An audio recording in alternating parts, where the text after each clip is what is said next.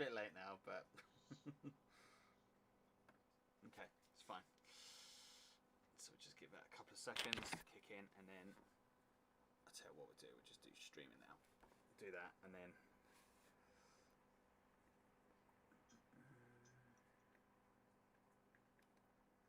I'm hoping that's picking you up.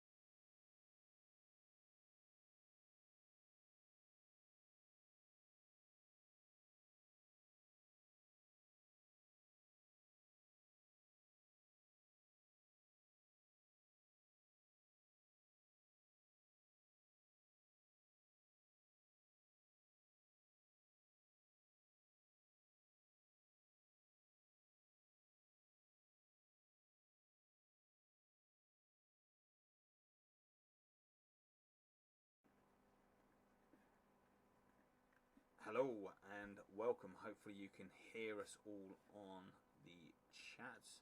Let's just make sure we're catching you guys. Does that be really bad? No, not yet. They can now though, John. They can hear you now. I know, it makes a change, right? Michael Wilson, thank you very much for liking, sir. You're an absolute true legend, as always. So today we are going to be talking of none other than the Crusade. And of course, we've been having some fun, right? Now, I was going to plan this and try to do this all cinematic again. It just didn't work. Hopefully you can see that in the background, right? That little slowly.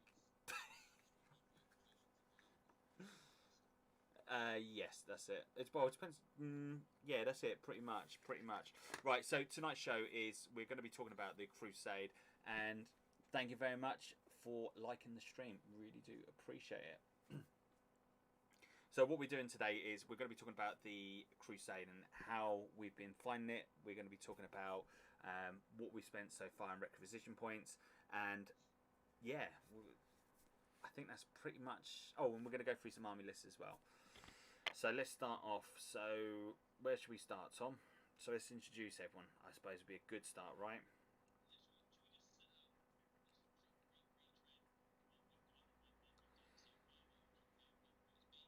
I think that is a very, very good start.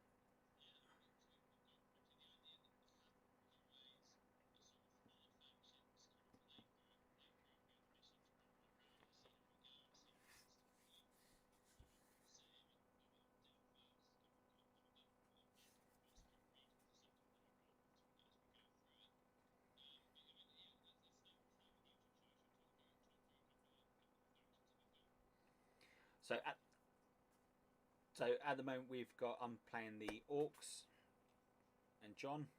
I just had that little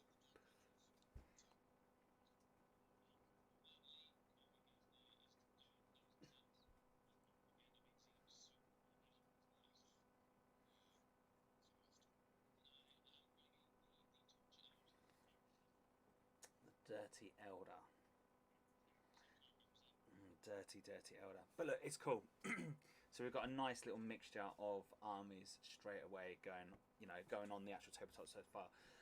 So what we're going to do, we're going to have a quick rundown on the only thing we can't really go through is Lee's army to, everything on his side at the moment. But let's go through first of all on what we've roughly got in the army. So we're not going to go like too depth into it. On the battle reports at some point, if you follow us on Facebook, Tom's going to post up with what's in the list so far. So if you want to check that out later on, please do, because all the information on there, a lot of it's going to be on there, and we're going to try to do some more of these so we can keep updated on what we're spending our requisition points and why we're spending the requisition points. So Tom, just go through roughly what you've got in your army first of all, my friend.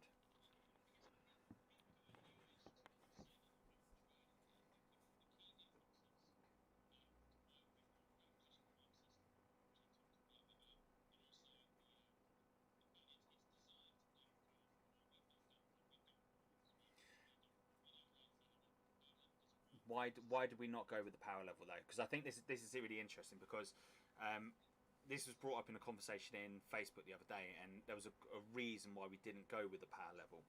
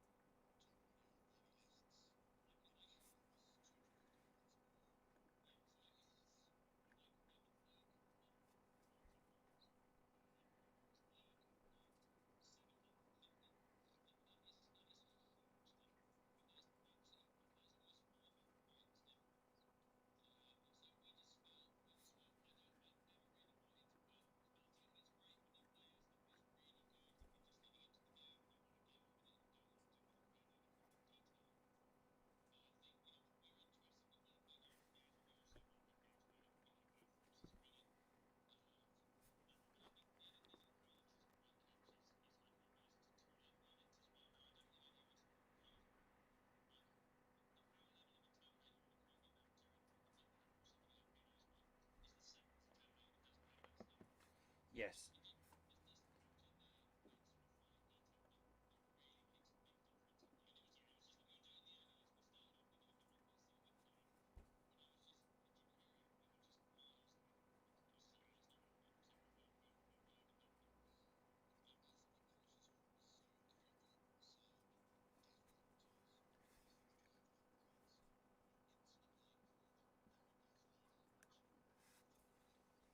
That's correct. Sorry, I'm just going to double check. 1 second, guys. Just make sure we got the sound because people are saying we ain't got sound at the moment.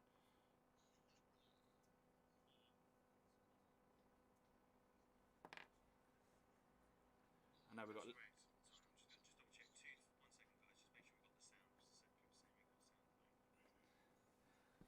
Do apologise, guys. It's not a great start at the moment.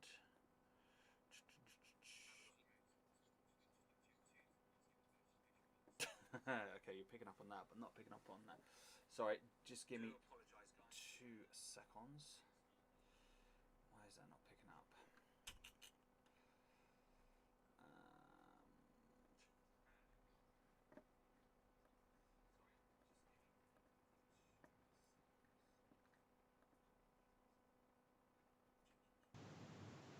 Okay, just do me a favour, guys. Just have a little chat.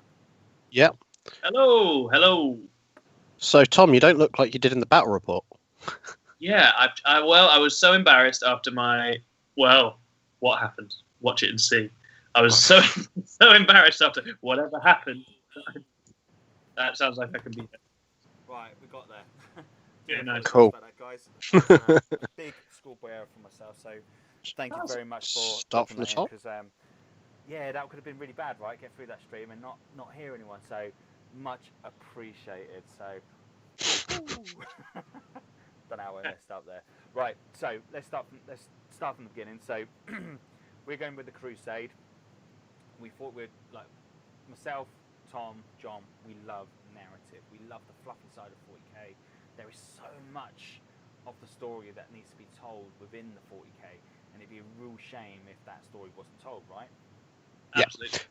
And it doesn't necessarily mean a compromise to a good balanced game or a kind of a good struggle of a game. Yeah. So you don't want to have a game where you kind of say, oh, it's narrative, and then someone turns up with a list that can't hold its own, right? So it's nice to be able to balance out a bit that way. Yeah. absolutely. I guess we felt that it seemed with the Crusade system, it seemed like Games Workshop had chucked a lot of effort at making narrative gaming work and be more interesting in 9th edition as well. I think a lot of the narrative bits in Psychic Awakening and in 8th were really good fun actually to play. They weren't always balanced, but they were a good laugh. Yeah. But we were really intrigued by the Crusade system and that kind of play through leveling up thing. It felt like a refinement of some of the ideas that had been out in the earlier chapter approves they'd done in 8. Yeah, we thought it'd be fun to play through it on the channel and give it a go. No, 100%. And of course, we're going for, so with the Crusade, we're meant to be going with a power level of 50, but we're not, have we, Tom? No, yeah. So to read it, so that when I was miming earlier on, and none of you guys could hear it, I was basically explaining what we were doing in terms of we've gone with points instead of power level.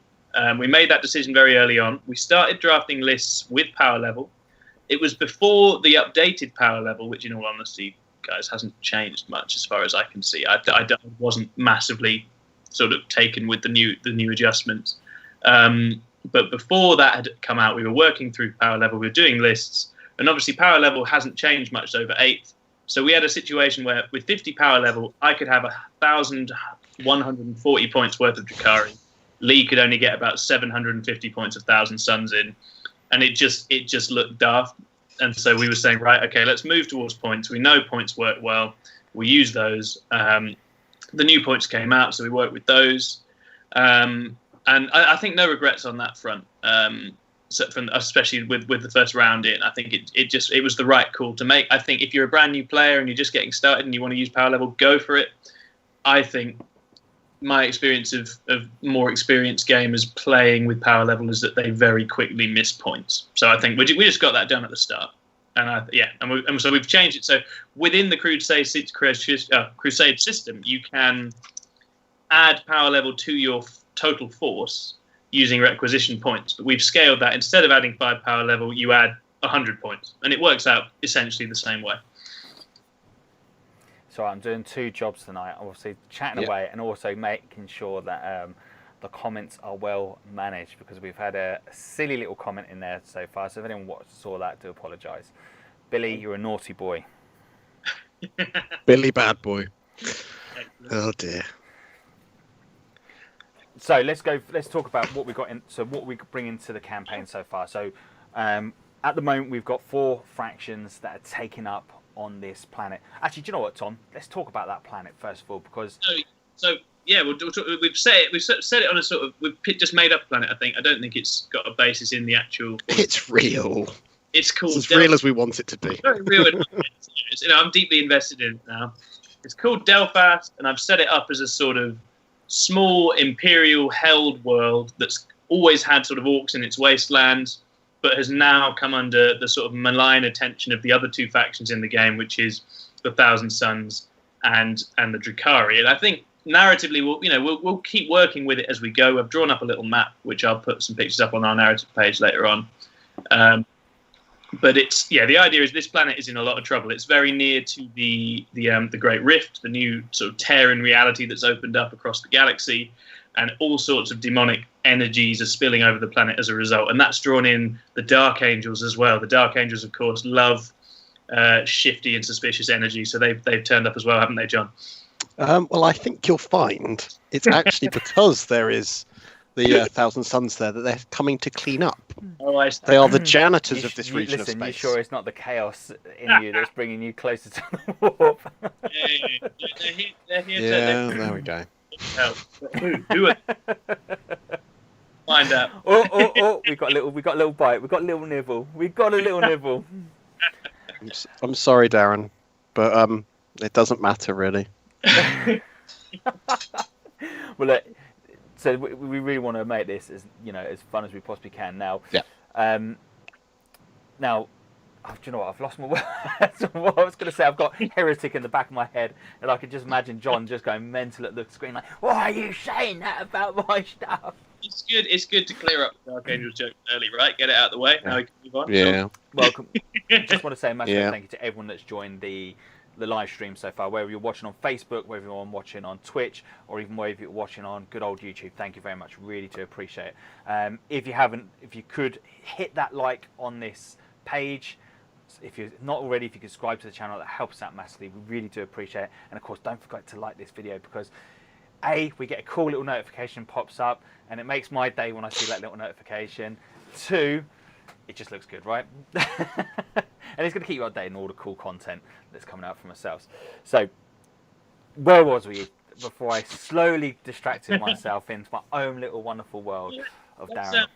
Let's talk factions, shall we? Should we run through who's there and what we've sort of gone with for our force for each of our 3 armies, I guess? Yeah, let's do it. So, John, we haven't heard from you. Why? Let's hear about the Dark Angels. Right. So, with the excursion force that I've kind of brought, which is actually called Strike Force Phrygia, named after the planet that they seed from, they've basically come because in my the narrative I've kind of been seeding for them, they're very much hearing tales of weird mystical things happening. Specifically, it sounds like Tzeentchian stuff, and my guys have got kind of a bit of a thing where they never trust things as they appear, because there's been a lot of Tzeentchian kind of activity in the sector, and on their route there they've been hit by multiple kind of pirate raids from whatever factions they've encountered, which I think might be Drakari, but to them all elves kind of look the same. They're all just victims to be purified and cleansed. So to them, they're kind of they're focused on this planet because they know that there might even be word that there is some fallen marines in the sector. So they're very much kind of keen to find out where this is and cleanse. They need to get rid of this blot on their kind of journal stating that there might not be all good dark angels in the area. So they've sent out Talonmaster Anselm and his little section to just go and kind of deal with things. And unfortunately, their first interaction on the planet is against some orcs. And that's what the first battle report was. And of course, hopefully everyone in the chat's already watched the orc battle report. So I just want to put it out there straight away. So this week, there was kind of a bit of a mad rush with 2 battle reports going out straight, head to head, one straight after the other. Do apologise on that, on the massive great rush on those battle reports. 2 reasons. Sorry, excuse me. Number one was FAQs that had just come out. Had it in the back of my head there. Just wanted to make sure we got those battle reports out, so as close as we can to those FAQs, in case there was something we've missed. So I don't think we have. I think we've been really good on that. I think so we guessed right from the smile, and we got away with it. Yeah, that's it. The second thing is, there's a lot since recording those 2 battle reports. A lot has changed in the studios again. If anyone knows me, or anyone that comes into the studio, I keep getting told, "Oh, have you changed it up again?" Yes, I want to make the battle reports we do. I want to try and make them the best I possibly can. Like, the time and effort that really goes into these, I really am trying to do the best I possibly can to make it as most entertaining as I possibly can for you guys and girls that are watching this. I really want you to, to really enjoy it. So I'm doing everything I possibly can. So since that recording's done, the table itself, I've kind of painted it black to try and help it blend in. I've put in the lights, I've kind of moved closer. So the last battle report, it was kind of a little bit more bluey. That was kind of an idea, but it didn't quite pan out. But with the lights being pulled forward, it's going to make that table look a lot clearer, a lot more nicer going forward. So thank you for everyone that has watched that. Really do appreciate it. And any feedback you've got on this Crusade, please do drop it down, because feedback is really friggin' awesome, and I really do appreciate it. And of course, drop down when you would prefer to see these type of battle reports. If you want to see the Crusade, on another day, tell us, depending on what day it is, of course. Let's see if we can get a day that it suits everyone, I suppose. So, right. Yeah, we got some really great feedback already on both videos, I thought, which was really cool. It was nice to see people out there encouraging us to do the narrative thing. Nice people giving me some ideas about how to make Drakari work at 1,000 points, which is a quest I'm still very much on. I've got work to do. It needs more witches. Always. So Tom, let's go with your list. Yeah, sure. So let's talk Drakari. So I've got. First of all, why are they there? Why are the Drakari there? Well, the Drakari only ever come out into real space for a few really grim and nasty things. That's the basic gist here. So what I started with my main character, who's a homunculus. He's the leader of his own coven, and I've dreamed them up. I wanted to try some of the custom coven rules from Psychic Awakening, so I've invented a coven called the Plaintive Canvas. And the idea with the Plaintive Canvas is that they are sort of, my main man, my warlord Feltris Uldar, is basically like a celebrity torturer in Camorra. He's like as good as it gets. Like if you've got someone you don't like and you really want to punish them, you hire him, and he will take care of your sort of your unfortunates and your victims in his dungeons for all of time. And so, as a master torturer, he's just been hired by Vect for a job that isn't going to take place yet. It's going to take place in the future. And basically, Vect is hoping to capture Ivrain of the Inari, who he really doesn't like. And his plan is, once he captures Ivrain, to hand her over to Feltris to do his nasty work to. So Feltris is thinking, if I'm going to do this job, which will be one of the most prestigious of my entire career, I need to go into real space. I need to get me some nasty chemicals and weapons and tools, freshen up my laboratory, freshen up my materials ahead of that. So he's hired some Cabalites from the Cabal of the Flayed Skull, a chap called Ezeroth Strace, who is a sort of lesser sort of warrior in the Flayed Skull, who are led by Vrace Maladrak, actually. But Strace is actually, him and Feltris go way back, because Strace was actually grown in a vat by Feltris Uldar a long, long time ago. And so he's hired these guys to help him go into real space, go down onto Delphast, raid it for all the usual things Drukhari like, slaves and resources and everything else, but also to find him some cool and nasty chemicals and weapons, maybe even some relics if we're lucky. We haven't been lucky so far. Potentially. On that front, to bring back and eventually to use for this really grim contract he's got, where he's gonna try and do a number on Ivrain. So yeah, that was the thinking. And so it's a mix of Coven stuff. I've got a load of Coven monsters in there. There's a Talos, there's a couple of Kronos, there's some Racks. I've really played into the Dark Technomancer's trait and got a lot of liquefier guns all over everything. And then there's some Cabalites coming along, a Raider. I've gone with a Reaper to start with, the very variable Forge World Reaper, which I'm very fond of as a vehicle. It's great fun. It's quite funny one, actually, where you say the Reaper, because someone did drop me a comment and said, why is he taking such a OP vehicle? They were on about the Talonmaster, obviously. Yeah. Well, the Talonmaster's not bad. The Reaper, I think the Reaper's an interesting one. Or the 2-up Invan. Yeah, the 2-up Invan. The Archon with the 2-up Invan. Oh, it's a dream. Absolute dream. Once you fail it on the first roll, which has happened to me a couple of times lately, but he was great value in the first match. I'm really fond of it. I'll make sure I rig a dice just for you, mate. Don't worry. Yeah. John's paid. Listen, the Dark Angels are slipping me a nice little number under the table for this one. Rocket's well chuffed. Yeah, well, it's Dark Angels next for us, unfortunately. New Marine hotness. Oh dear. We'll see how we get on. We've had a couple of very good games so far, so I'm intrigued to see where it goes. But I think the thing with the narrative stuff, and this is something I encourage people, if you're trying to do a narrative thing, I think it's a really nice opportunity to scout out stuff that you might want to try and competitive, a bit off the beaten track. You never know. It's not the obvious stuff, I think with Coven, for me, it was Dark Technomancers. I've heard good chat about, people really recommending it as a powerful trait. And I was like, well, this is a nice setting to try it in. Try it on a couple of units, see what it can do. And I think narrative games and more casual games are a great way to do that. Test things, try the stuff that isn't quite the obvious stuff, and see what you get. And you can surprise yourself. You can end up coming back with stuff. I think the Reaper's an interesting one. I still reckon, for all there's a slight point difference between it and the Ravager. I still think the Ravager's the one, guys. I still think the Ravager is packing a lot more consistent firepower than a Reaper. But I'm a big fan of the Reaper. It's great, and it looks amazing on the table as well. Oh, it's a stunning model. Absolutely stunning model. So we've been, over the last couple of days, we've been recording just a little intro, didn't we? So we spent a night just doing a little intro. We had some fun. Hopefully that everyone so far has seen the 2 little videos that's popped up. Just the interaction of the players talking to the camera. If you haven't already, come check out the Facebook page. It's on there. It's also on my Instagram as well. And if you're on TikTok, come find us out on TikTok, and you can see it on there. And I'll give you some stats on that in a little bit as well. And it'll make either it'll make you laugh, or it'll make John cry.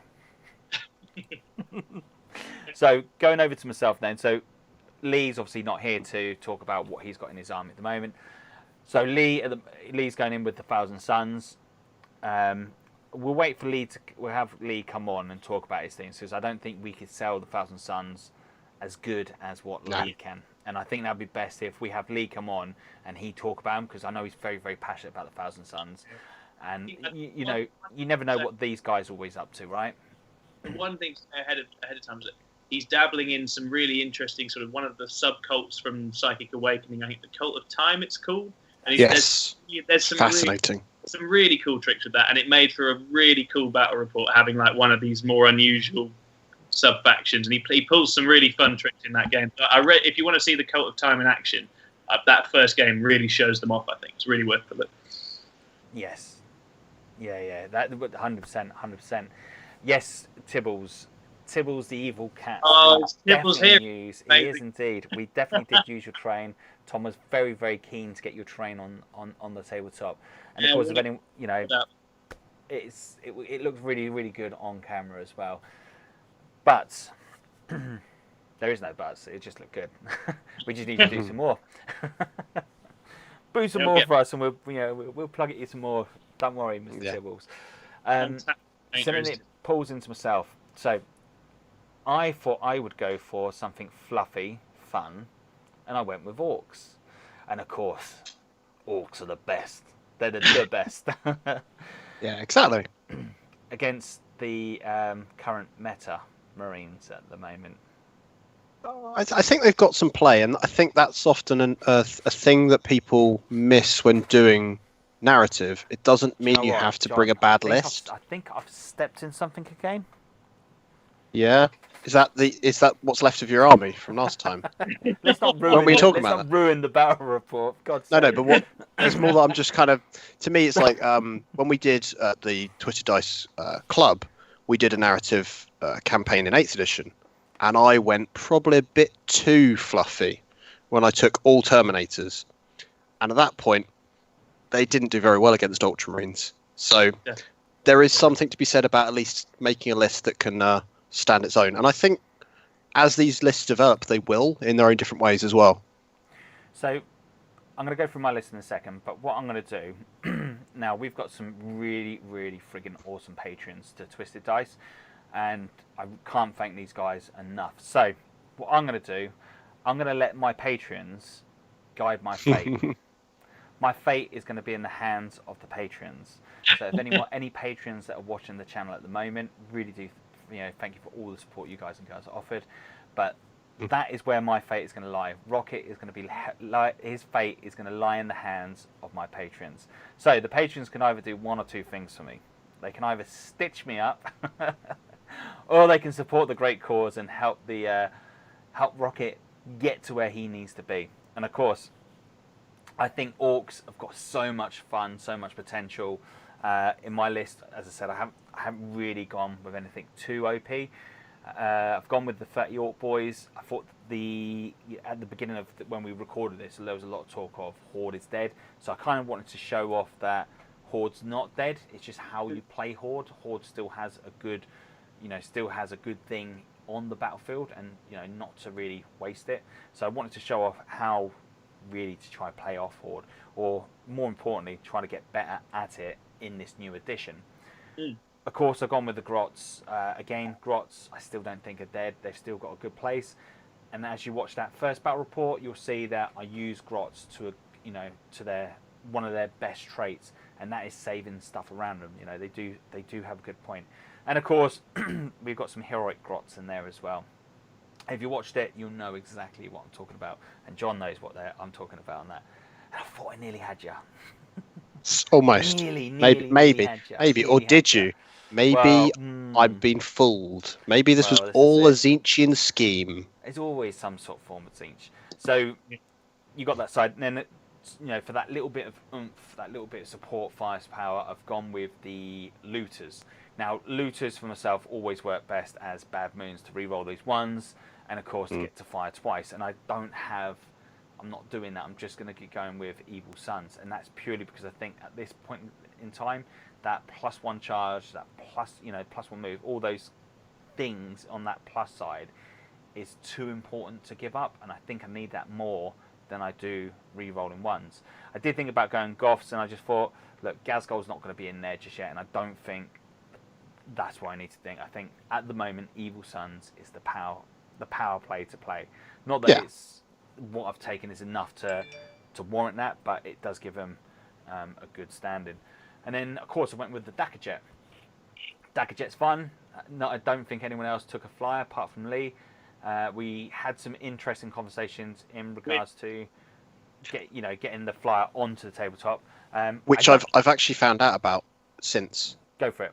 So it says in the rulebook, if you cannot physically deploy a unit, it basically comes on at the beginning of a turn with its base touching the back of the board of your deployment zone, your board edge. Yeah. So that is the clarification, which we basically did. So we basically nailed it. Yeah. Yeah. Just a shame it ended the way it ended with it. Well, look, we can only give it away. Yeah, look, it died a heroic death. It did. So definitely well worth checking it out just for that. And of course, that's probably one thing we definitely did find with some of these new little Crusade missions, guys, especially the incursion size, is they are tight. They are very claustrophobic, right? You are right in there up against each other from the off, and the deployment zones are pretty small. So if you've got a list where you're packing like one or two big centerpieces, you will find this as well. You're going to struggle to fit them in, particularly the long ways deployment zones. You're going to struggle to fit in there, and I guess that's why this amendment John is mentioning is to allow for that. But it is claustrophobic. There's nowhere to run. I think the terrain hurts as a result, so you can't see stuff, right? The Space Marine guns are in range from the start and stay that way for the whole game. How can we set it up that way? And they've done a really good job doing that. Yeah, so like we had a little bit of debate on how the table was set up as well, didn't we? Because I still think there's still a little bit open debate on that. But so the problem they've got with all of the maps in every mission pack that Games Workshop have released, they are all done at the aspect ratio of a 6x4 table, even though that isn't the shape anymore. So all the maps are actually quite rectangular, but they are more, in reality, almost square. Yes. So it makes it very hard when you're visualizing it, because it shows also quite often that you have a third of the table each as a deployment zone, when in reality you're going to have normally 8 or 9 inches if you're playing incursion size, which is tiny compared to how it looks. So it does give you that kind of optical illusion, and that's the thing to look out for, I think, when you're playing these, is just to not be fooled too much by those maps. Yes. Yeah, I totally agree with you on that. I'm not sure why. We did have a chat box up, and it doesn't seem to be popping up. Oh, I'm on top of it again. I think it's underneath me. Right, okay. Because I saw it pop up a few times. I've just put something in the chat box. There's another chat agreeing. There you go. Points bring a bit more than the power level, and I completely agree with that. Spot on, Daniel. Yeah, absolutely. You 100% right on that. Yes, Paul. We're on Twitch, we're on YouTube, and we are also on Facebook. We're trying to get on all the platforms we possibly can. So more platforms than you can shake a stick at. That's the idea, right? Yeah. And it's cool because, like, actually, the software I'm using now posts. So, like, before, when we was doing the live stream before, we kind of had to stop because the Mac and OBS, God, I was just fighting with the Mac all the time, and it was unfun to do. It was just a nightmare to do it. So I kind of invested into a small laptop, and just does a job. Software, and it really does. It makes a big difference. So that's kind of cool. That chat box is not doing what it's meant to do. I'll close it off at the moment and I'll figure it out another time. So where were we going with? Where are we going at? So of course we're going to start spending requisition points. Oh yeah. Yeah. So Tom, do you want to explain how? Yeah, I think order battle and everything, right? Yeah. Anyone who's looking to start doing their own Crusade, I think this is the key mechanic to get your head around. Right. I like that the word requisition has turned up. I don't know if any of you remember Dawn of War, but that was the whole thing in Dawn of War as well. Requisition was what you were always trying to collect when you were playing your Blood Ravens in that. But it's that same concept that as you go through the Crusade, you gather materials to keep adding to and improving your force. And this takes the form of requisition points. And this is the main way that it differs from match play, right? And there's a whole range of different ways in which you can spend requisition points. You get 5 at the start. So each faction going into the narrative campaign has 5 to start with. And then you are gaining a new one and occasionally a couple, depending on how your missions play out, as you go. So you keep accumulating more over time as well. And you can spend requisition points on a range of things. You can buy relics, you can buy warlord traits, and this is all saving you having to use CP to buy them, right? So you buy them, and then that character just has that trait going forwards, or they have that relic, and you bought that permanently for them in the campaign. If you're upgrading a unit, like I know John, how do you spend yours? I spent a CP, a requisition point to gain to buy the veteran intercessors upgrade. So I've got my intercessors are now Deathwatch guys, just to look cool. Yeah, so you can upgrade your units. Any of those strats where there's a unit upgrade, you can do that with it. You can also retool your unit if you want to change the weapons they've got. You can spend requisition points to do that. If they get damaged, and we'll talk about damage in a bit because we had some damage after the first game.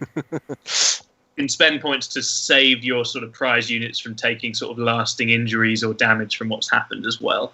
So there's a whole range of ways to spend it, and you can obviously just add to the overall pool of units you've got as well. So as you say, we've changed it. You don't add 5 power level. You can add 100 points worth of units, or 200 points, spend a couple to your force. So we've just kept that in there as a way to diversify the options you're picking from. Yeah. We're not going to change. I think we're pretty set on staying at 1,000 points as we play through this. I think we're going to keep the forces small, but we're going to just keep adding new toys in to pick from, if that makes sense. Yeah. So you essentially have an order of battle that is, say, you've spent 5 requisition points on points, you'd have that much extra to pull from, but you have to make your list from it and not have all of it.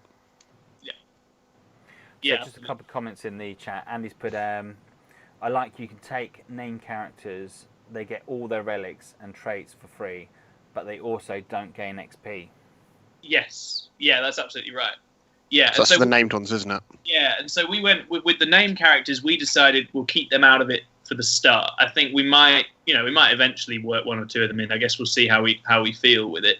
But yeah, that's absolutely right. So if you bring named characters, they can't be edited in the same way that non-named characters can. So I mean, by the end of this, obviously what you're looking to have is a bunch of normal HQs who've ended up being sort of as good as your sort of legendary named characters, right? They've got cool extra traits, they've got extra sort of bonuses they've gained, and new relics that they've picked up as well.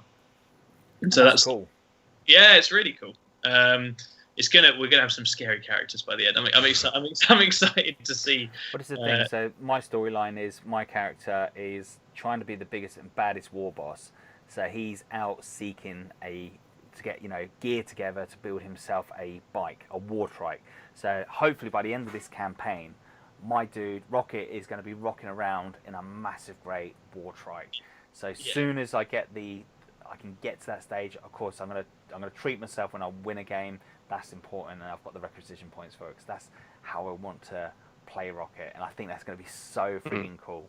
I wanted that to be like, rockets hit the planet, hit their ships, crashed into the planet. They're now scrabbling around because the war, he wants to be the biggest and baddest, war boss there is, and he's just trying to find parts to make that ultimate, vehicle. That's my side of the fluff anyway.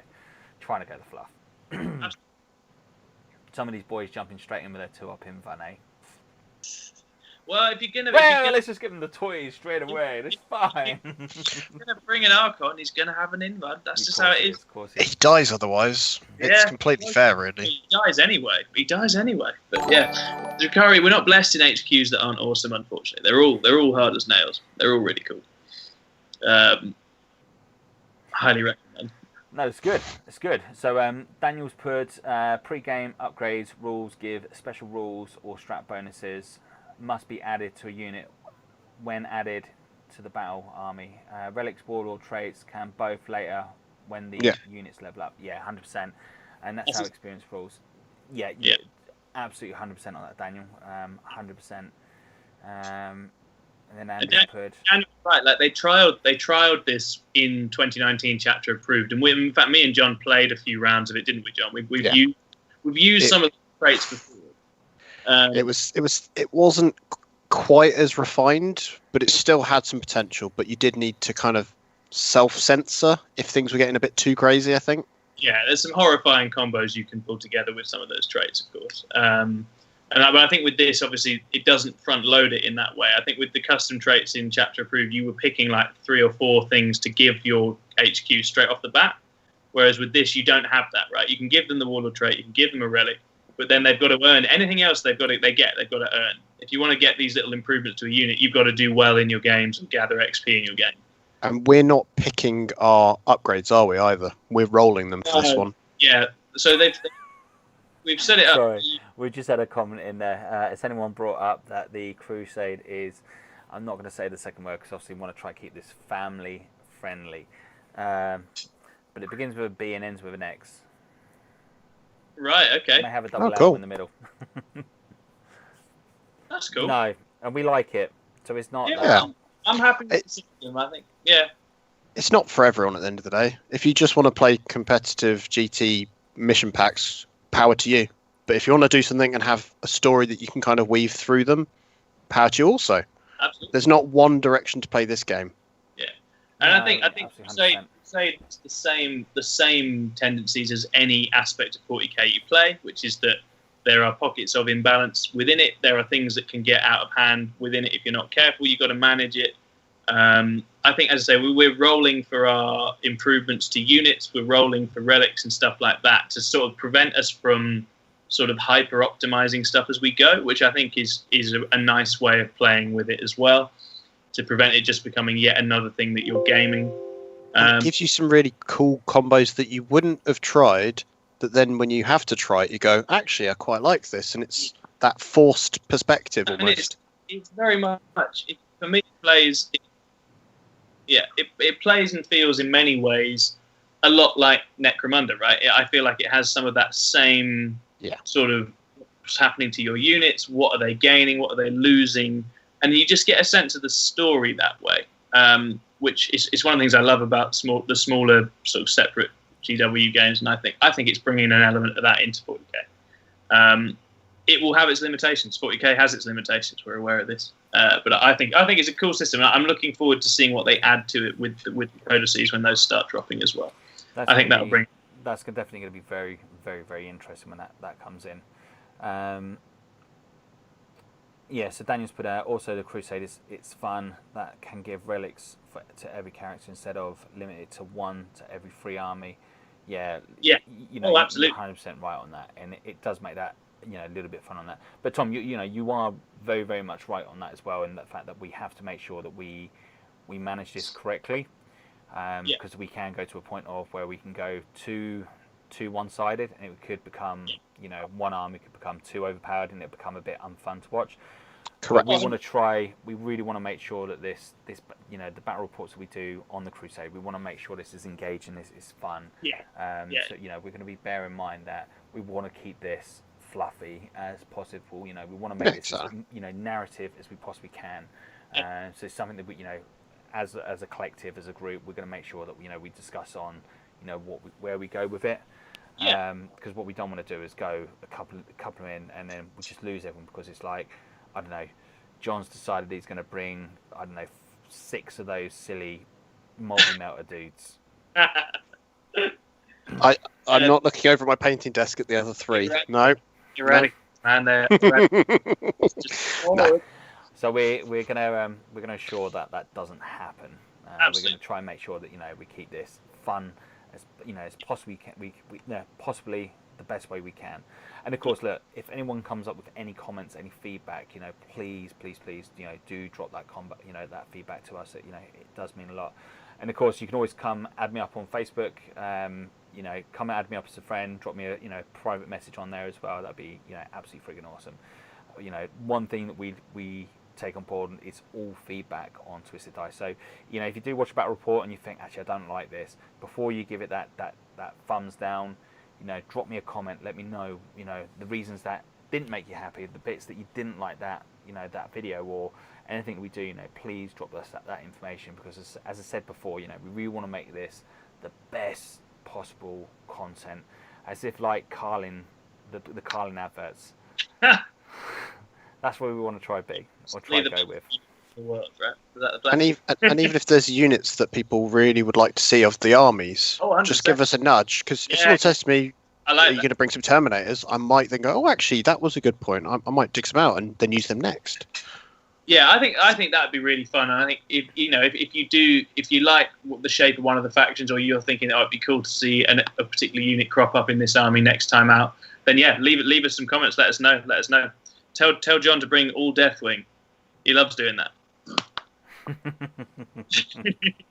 But Extreme put on there, so Andy Fuller's put on there, self-police is key, definitely. Yeah, 100%. Andy, you're 100% right on that, my friend. Extreme X-Wing has put you chaps being up for some points, some good points. However, Crusade is nothing new.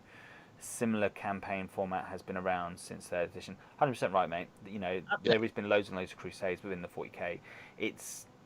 This is the first time we've really done it for the channel. So for us, it's new in regards to the channel. I have done Crusade games in the past, and I know down our local game club, we have run a couple of Crusade games down there, the narrative side down there. I think the ones we've done in the past have kind of gone a little bit too one-sided towards the end. Of course, and that's just the way it goes. But it's something that we looked upon, and we again self-managing on that. But yeah, good point though, much appreciated. And haven't they just added additional content you have to pay for already? Yes and no. So yes, they have dropped. There is more content coming for the Crusade. I don't think it's going to be released until October, possibly Christmas time. Am I right or wrong on that, John? But basically, from what I understand at the moment, we've got 6 missions for each of the sizes of game. So if we play through each of those 6 missions each, we've already played them all, right, at that point. So we either then have to play our own concocted stuff, or we can step it up to the bigger size missions, and even then, that's only 6 missions. So doing a new one, and specifically this one is set at the Prior Nexus, so it's got its own formal narrative piece to it. So I think this book is very much leading forward, going, here you go, here's how to kickstart yourselves, whilst the one in the book that we're playing from is very the vanilla. It's something you can start with, gauge your interest in it, try it out, play it quite hard, sort of, I don't want to say half-heartedly, but just without too much of a commitment to it. You can just literally make a list, go for it. What I would say in addition to that, guys, is that I know, and it's tempting to look forwards, and certainly Games Workshop like it when we look forwards. But the other thing, we've got a billion books. We just got right. We've got all these Psychic Awakening books. We've got the Vigilus books. We've got 8. Within 8, there was an absolute truckload in terms of missions, and I don't see any reason you can't dabble in sort of retooled versions of those using the 9th rules either. I think there's lots of those narrative missions, lots of those like special rules for planets and war zones and stuff. If you want to use stuff you've already got, I think you could definitely use those with the 9th edition set and with the Crusades. I think that would work just fine. And so all you've got to do is add primaries and secondaries, right?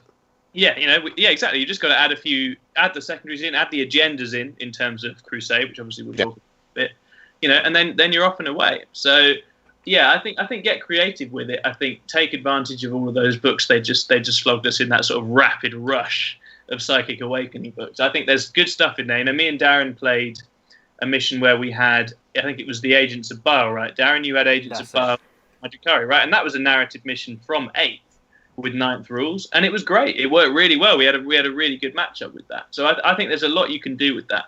So yeah, don't write off those 8th books just yet. For anyone that's Vigilus has got a lot. That battle report is the creations of Fabius Bile versus Chikari. It was a good, really good game. We had some fun. It's really good fun through that. I'm going to put a little call to action into this little short clip, if that's possible. At the moment, the 2 battle reports we've done so far on the Crusade kind of hasn't gone. We haven't kind of got the views that I would love to have had on those battle reports. So a call to action would be, if it's any possibility, and I know this is really cheeky, but I know you guys and girls are absolutely frigging awesome in this. If you could do me a massive great favour by sharing our battle reports with your friends on Facebook, on social media, any platforms you guys and girls are on, that would be absolutely frigging awesome. It would mean a hell of a lot to us as well. That'd be friggin' awesome. And again, drop my name in there as well, because that if you could do me one big favour, that would be it, and I'd really appreciate that. I thought I had to say that. And Yeah. as I said, I know we've got some really cool people out there, so that'd be cool. Yeah, we're really throwing our energy into these next ones as well, cooking up lots of additional content with them, lots of audio stuff, video stuff. So I think this second round is really going to show off the sort of creative element of the narrative stuff. So I'm really excited for those to get out. Because look, we've definitely learned, right, from the first two that we've done so far. We've definitely learned a hell of a lot of like where we're at, and what we're doing. We've just come off a spate of not doing no battle reports whatsoever for the last, I don't know how many months it was, to then all of a sudden you're getting back into it, and it's like, oh god, yeah, I forgot to do that. So like, I think Lee's army, I forgot to take pictures of his full force, and I think I've done the same to yourself as well, Tom. So I completely missed that off, and it's just like, oh. Do you know, it's quite funny with your light on your face then, Tom, you kind of look like some demonic beast. You just had the lights just shining in your eyes. That's quite mental. I mean, I am some demonic beast, so that's appropriate.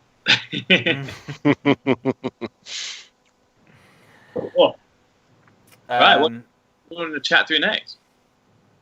So what's on the next onto the agenda? I suppose the agendas. Do you like agendas and XP and all of that stuff? Because I think that'd be good. That'd be a good chat. So, so we talked about the requisition points. We've talked about the missions we've got so far. So, do you two know what you're going to be spending your points on next coming up? Of course, mine's going to be held back for my patrons. I'm going to, as I said, I'm going to leave that down to my patrons to do that awesome bit of bidding for me. Yeah, I'm in a couple of minds. I'm in a couple of minds with it. I was thinking add some witches in, so I had all three. But then I was like, yes. This size of points, trying to squeeze multiple detachments of Drakarian just doesn't happen.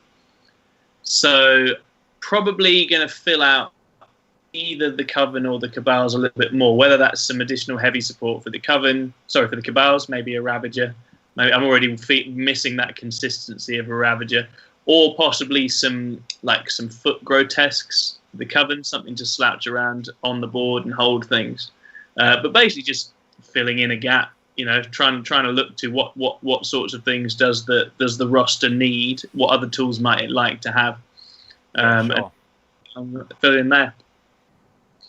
How about you, John? So I'm going full narrative is my plan. So in our previous club-based Crusade style thing, I had my first company master. So the guy in charge of my Deathwing kept dying, either knocked out of action or killed. He finally, between the campaigns, got interred into a dreadnought. So my plan is to spend those points to put him in his relic contemptor dreadnought into my force, because I think at the moment I don't really have anything kind of big beastie sort of thing that could just run into stuff other than my blade guard. So it'd be kind of nice to be able to chainsaws into those Drakari, perhaps. Yeah, it's a lovely model. Yeah, chain fists for days. Just it's so much fun. And there's me with my squidgy stuff. Let's go look at your stuff and go. Get a shot attack gun in, Darren. Don't think twice. Just pop in. Yeah. If you're familiar with the channel, you know that I'm not really a big fan of the souped-up shock attack gun. Well, it doesn't exist anymore. Don't know what you're on about. God, yeah, he's gone, hasn't he? There is a gun that you can use, can't you? Yeah, the normal one. You can use the normal one. It's good. It's a very if gun though, right? If you roll well enough, great. If you don't, oh well. Yeah. It's 100 points you spent. It's not the end of the world. Yeah. It's not my cup of tea. It never, it was a gun that was even when it was souped up shock attack gun. Yeah. It was still like, most of the time it bloody missed and didn't hit anything. And if it hit, it didn't have the strength to smash its way through a paper bag. And it's like, oh. Yeah. Well, a Crusade's a great example. Like now you're leading with Evil Sons rather than having to go with a competitive kind of min-max list of like, I'm going to go Death Skulls or I'm going to go Bad Moons. You can then lead into the stuff that fits more naturally into what Evil Sons are going to be. So having the guy on a war trike, he's probably going to have a load of buggies and bikes and stuff with him, right? And that's more interesting to see that stuff that you don't normally get to play with and actually getting some table time with that, right? Well, this is the great thing about this Crusade, that we can definitely try different things, and it'd be interesting to see where I go, because like one of the things I brought was the burners, and obviously, there was a lot of talk saying that, a lot of people rating them, saying they're this, they're that. I think they're absolutely garbage. Yeah. I ain't gonna lie. I think they're absolutely frigging garbage, and I'm kind of regretting taking them already. Like, I've got in there. Oh, it's done nothing. Better against Drakari than they would against Marine. I don't. Do you know what, Tom? I really don't think they're going to be that great against Drakari, if I'm going to be honest. They've still got the 8-inch range. That's the problem. Yeah. Be in a truck's what they need. Get them in a truck. Yeah. I don't think even having them in a truck's going to make So much. Not gonna do it. No. So I think that's the other thing to note is like when we were building our lists, I think it's very easy to slip in because when we were kind of doing these, it was very the kind of the infancy of 9th edition. We were looking at the list and going, I'm going to bring all my 8th edition stuff. And I don't feel army lists, even in like a Crusade incursion, I don't think they play at all in the way you'd expect as a result. So you kind of need to play in a very different way, which can be quite killer, right? If you've got a unit that used to be really good because you would just shoot some off the table with it, if you now need to go and sit on an objective or go do something, because a lot of the missions require actions, a stationary shock attack gun guy doesn't do much in that respect, right? No, 100% right. And of course, obviously, with the new terrain rules as well, it's a lot more easier to dodge him, right? Yeah, that's true. He doesn't. I don't feel that he has that ability to dodge the bullet. No, it's true. Or everyone has more of an ability to dodge the bullet than he can fire out. And when he does hit, it's probably going to be a bit too late because everything's going to be too close to him, and he's not going to, he's not going to cut the mustard. So I definitely don't think he's worth taking anymore. That's for sure.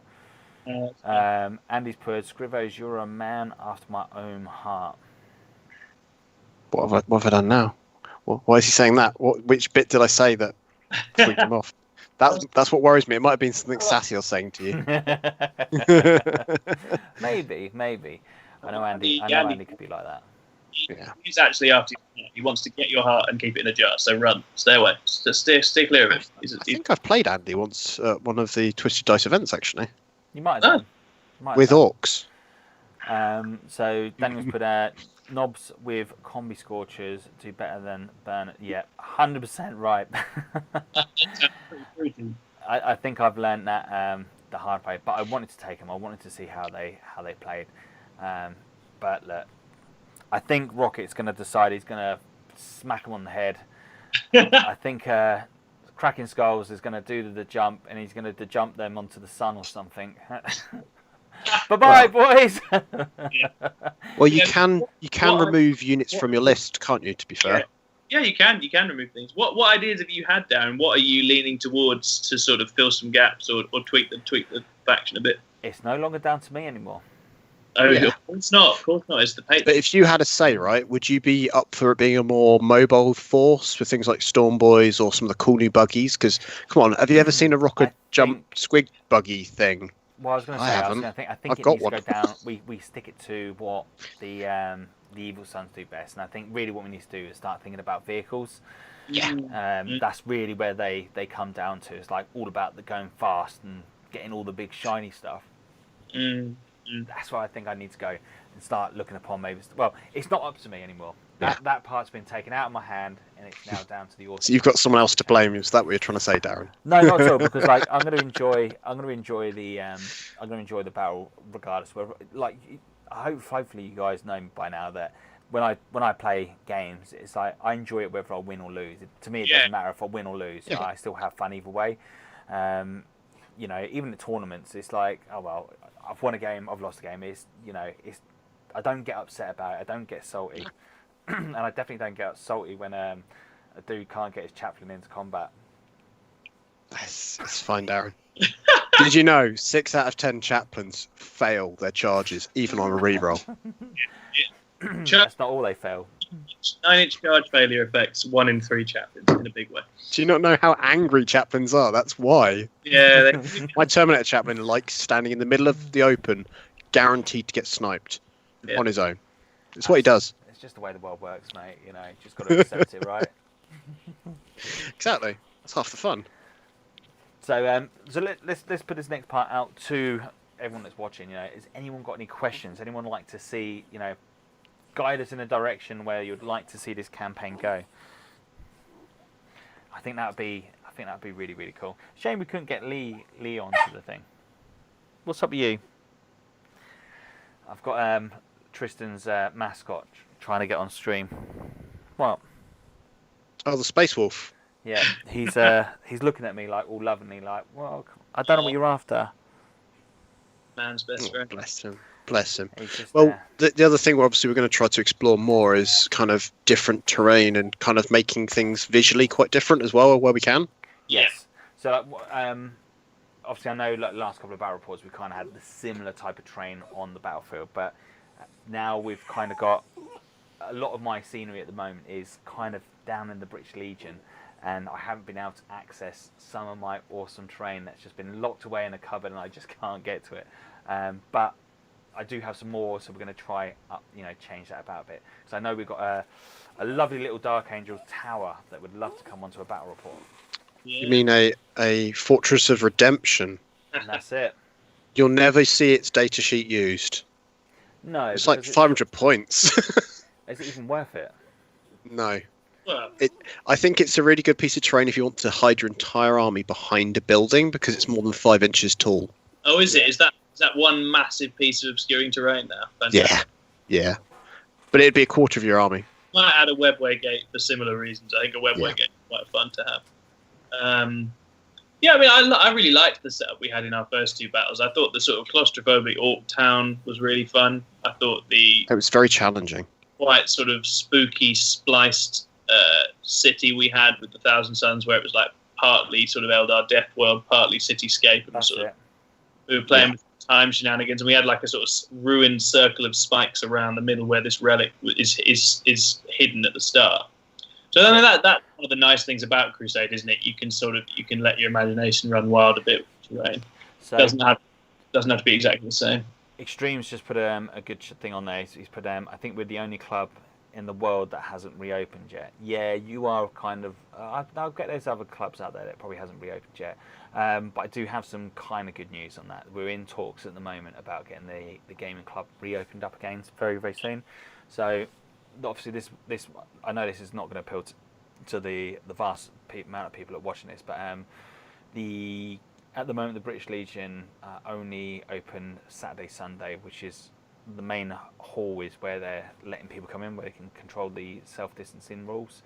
Because Mondays no one's going in there. Next Monday's bank holiday, but the following Monday, fingers crossed guys, we could be back into getting back onto the tabletop in the gaming club, and I think that'd be friggin' awesome.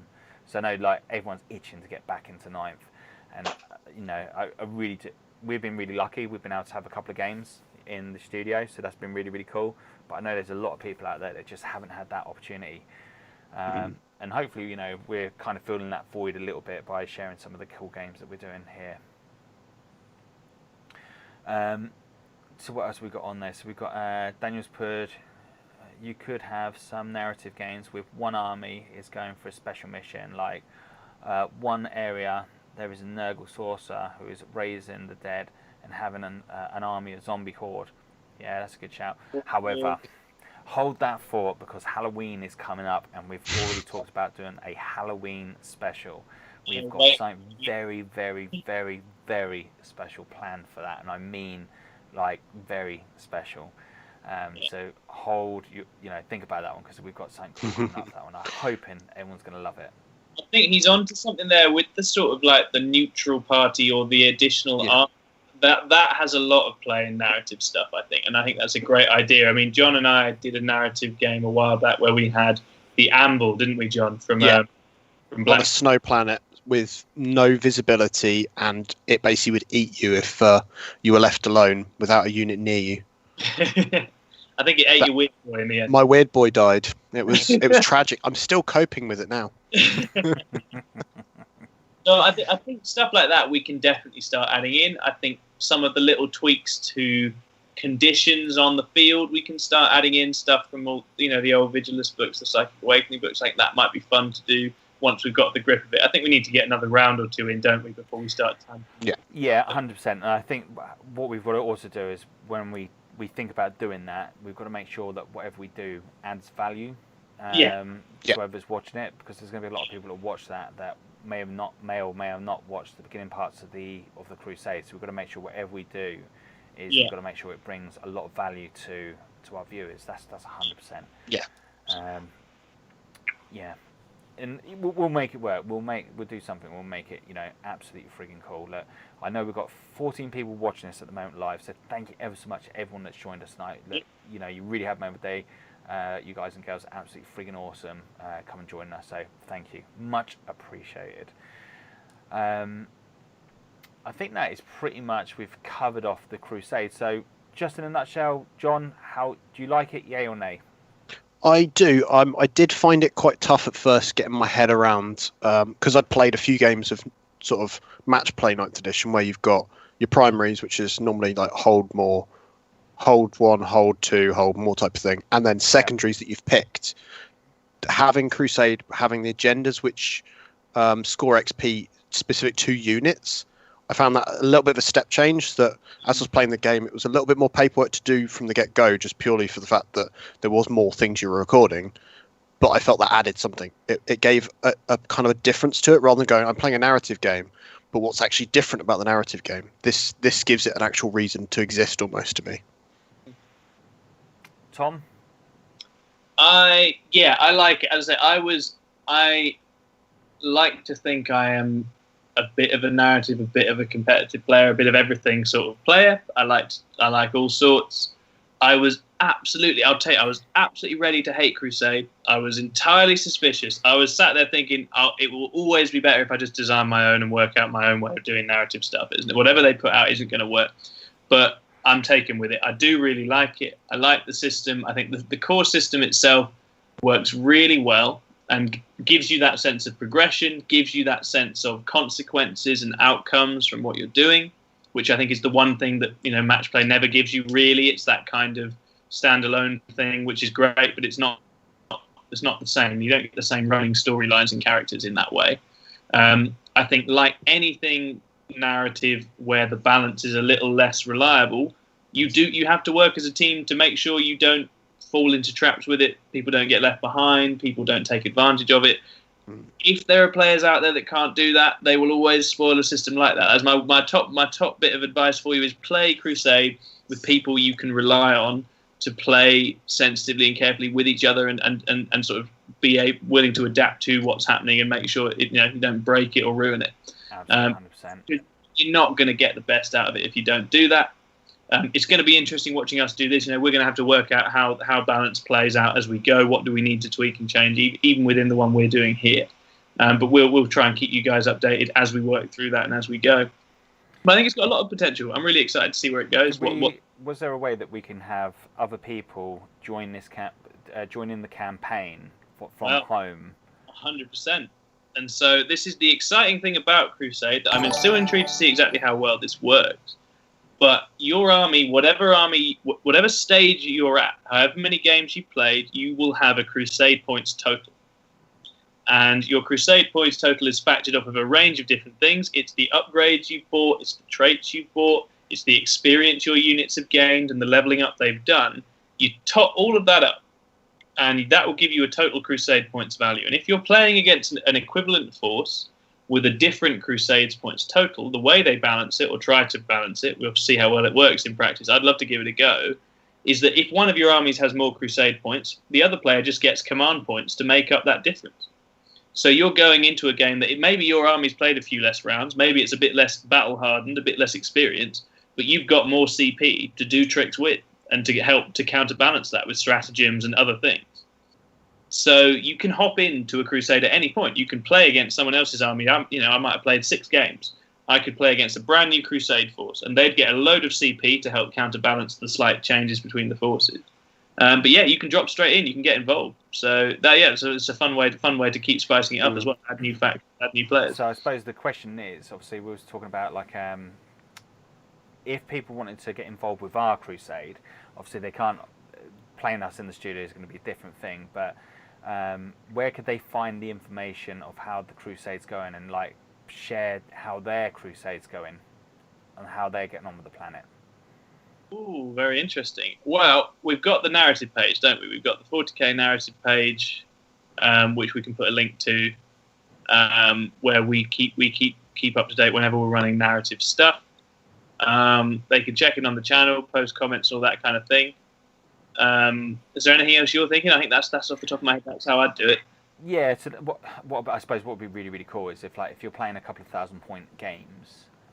What would be really cool is if you come join us on the Twisted Dice group, come join in, just pop in, in the comments, take some pictures of, the armies you're playing, drop some comments in there, let us, with the pictures and that, let us know how the Crusade's going for yourself, because it'd be interesting to see how other people are getting on with it, and how they're finding the Crusade, and whether there's bits in there they think, actually, do you know what, if they tweak that would be better.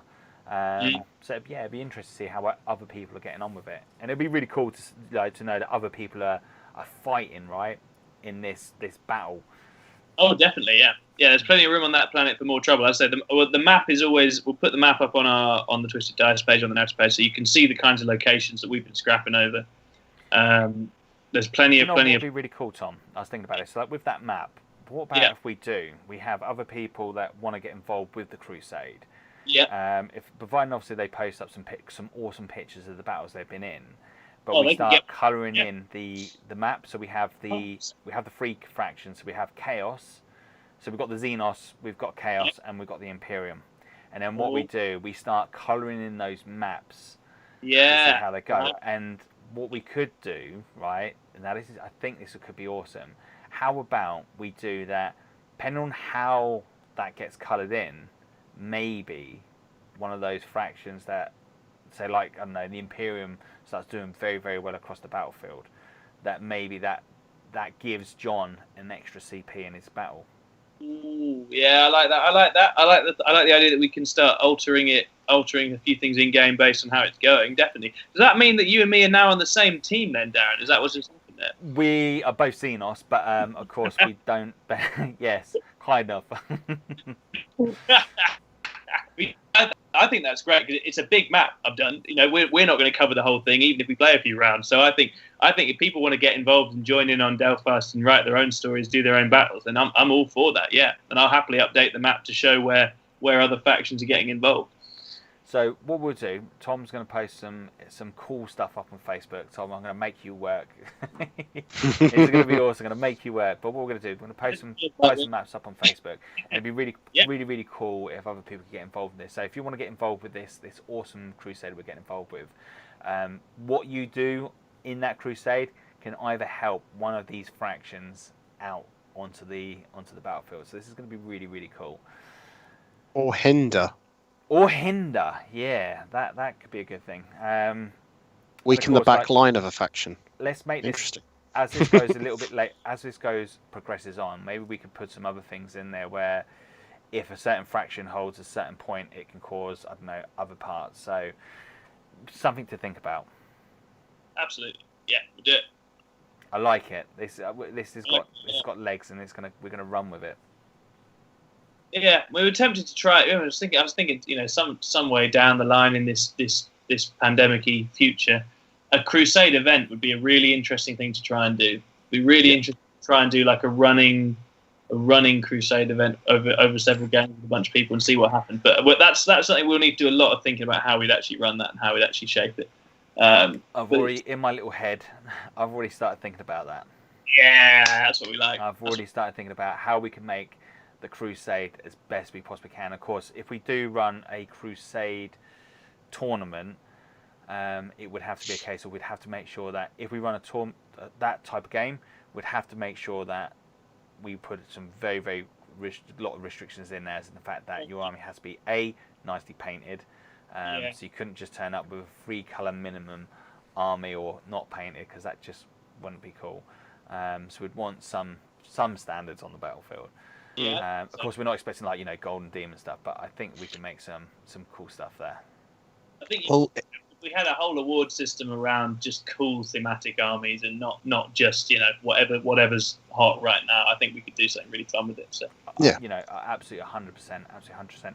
Ace, thanks for joining us, my friend. Much appreciated, and of course everyone else that's joined us so far. So definitely taken a lot. We've talked a hell of a lot tonight about what we plan to do with this awesome narrative campaign. But as I said, that's pretty much going to be it, I suppose, for tonight. Because I really appreciate everyone that's joined. I wanted to keep that short, sweet, and brief. Join us again next Saturday night. I will be back on. We're going to do some more cool stuff. So keep an eye on our Facebook page, YouTube, and of course we're back on Twitch again. Yay! I'll drop in the comments on. I'll pop up in Facebook and I'll tell you what we're going to talk about next. But if you want to get involved with that, in joining us in that crusade, come and join us on Facebook. That's where you want to be. Come add us up on Facebook. Talk to us, and we can tell you how to get involved with this awesome campaign. And of course, as time progresses, we'll think of a way of doing an awesome, narrative style tournament as well. I've got an idea for that, and I think it'd be really awesome. And I tell you what, I'd love to do. Do you remember back in the days that you go to a Games Workshop, you'd have a big gaming table, everyone would have an army, like a small force, and everyone would go all at the same. So like a massive great apocalypse. I'd love to do that one day. Massive free for all, but it's such a big map that you literally have to walk for turns before you get to anyone. It's not going to be a free for all. I did that in 7th. It's going to be. We're going to do it as head to head. So evil versus good. Yeah. But there's no such thing as good in 40k. So subjective. What are we going to do? Well, John, look, you can join the chaos side. Look, I'll sit on the fence like I normally do. It's fine. No one will want to invite the Dark Angels because they don't know what. We'll invite ourselves. We'll sit in the corner writing poetry. 100%. Drop us some comments. Let us know your thoughts upon it, because I think we've got some good ideas there. Okay. So Daniel's put out use Galleypox infected models for Mad Creations.